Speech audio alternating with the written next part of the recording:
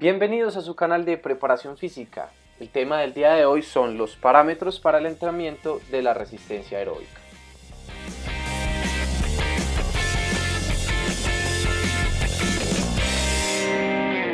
Bienvenidos nuevamente a su canal de preparación física y hoy vamos a ver los parámetros de entrenamiento de la resistencia aeróbica. En estos parámetros vamos a manejar una temática y es una introducción, una breve introducción, ya que en videos anteriores hemos tratado parte de lo que es el entrenamiento aeróbico, cómo vamos a manejar el tema de las intensidades, la duración, los intervalos de descanso, los periodos de descanso y los números de repeticiones. Como primero en la introducción es, cuando el entrenamiento consiste en entrenar a baja intensidad y a larga duración, estimulamos el sistema aeróbico para favorecer los umbrales fisiológicos de los órganos y de los sistemas.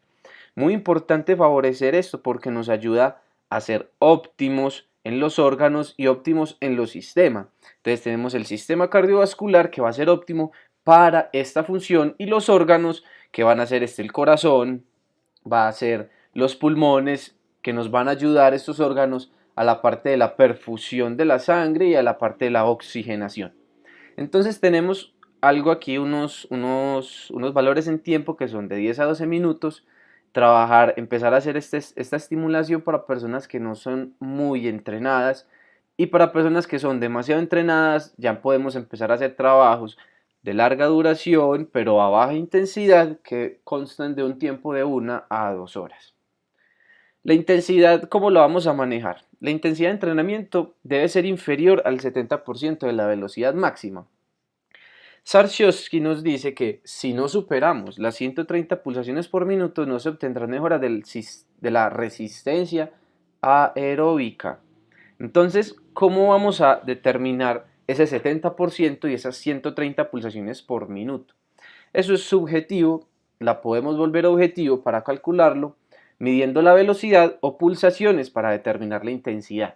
La velocidad por medio de test y las pulsaciones por medio de test de campo, ya que hacer una prueba de esfuerzo no nos compete a nosotros, tiene que ser un profesional de la salud, ya que es un tema bastante delicado y es un tema que consiste con una tecnología más bien alta.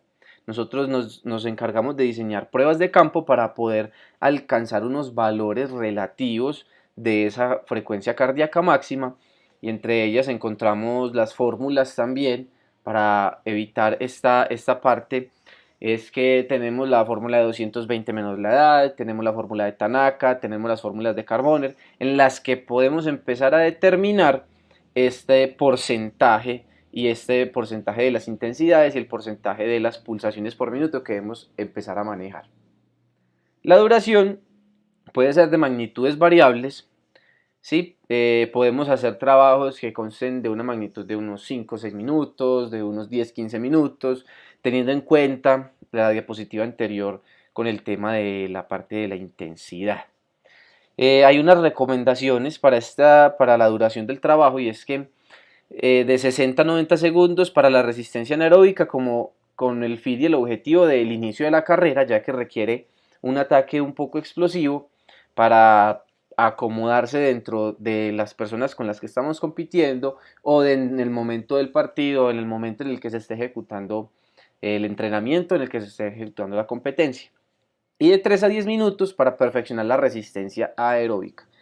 Entonces vemos que de 3 a 10 minutos empezamos a estimular todo ese sistema, el sistema lipolítico.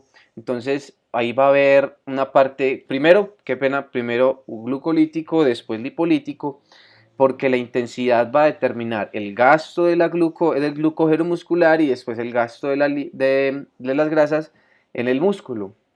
Entonces aquí es donde empieza a ser importante y juega un papel fundamental la resistencia aeróbica. Los intervalos de descanso, se recomienda que las pausas deben durar de 45 a 90 segundos, ¿sí?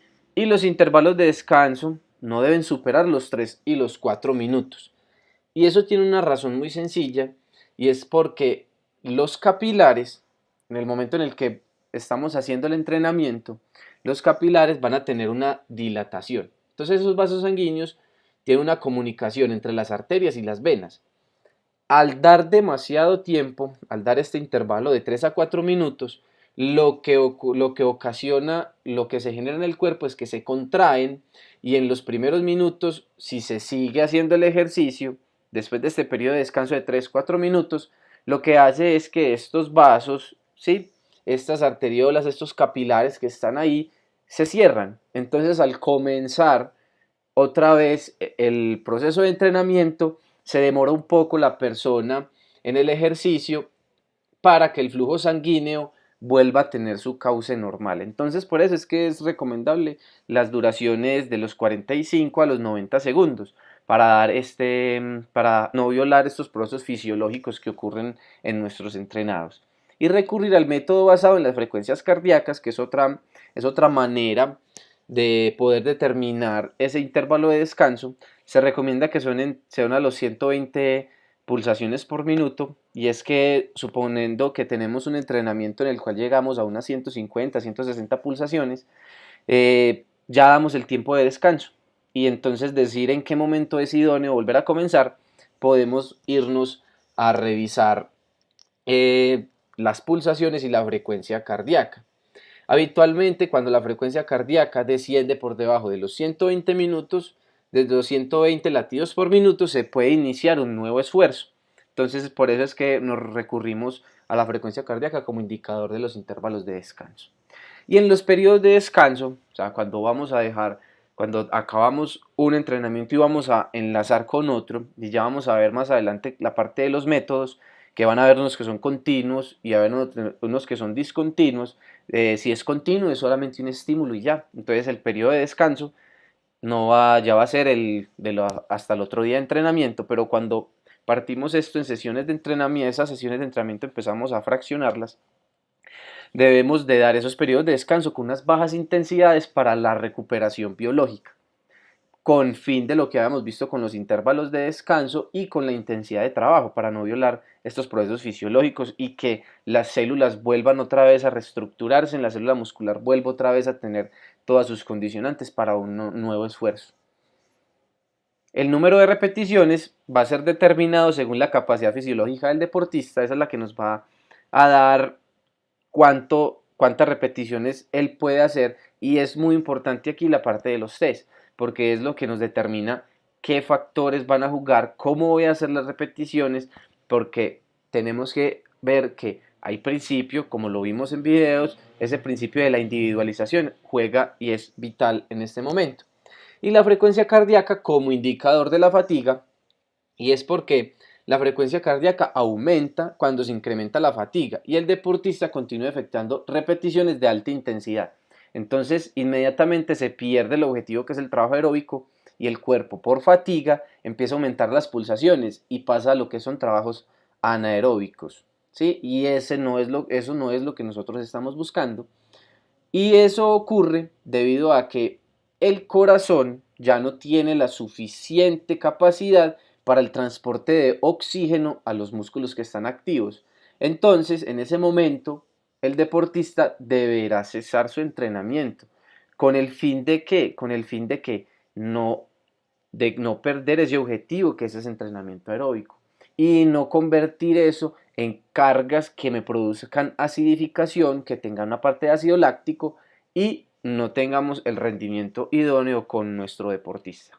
Este fue el video del día de hoy. Muchas gracias y chao, chao.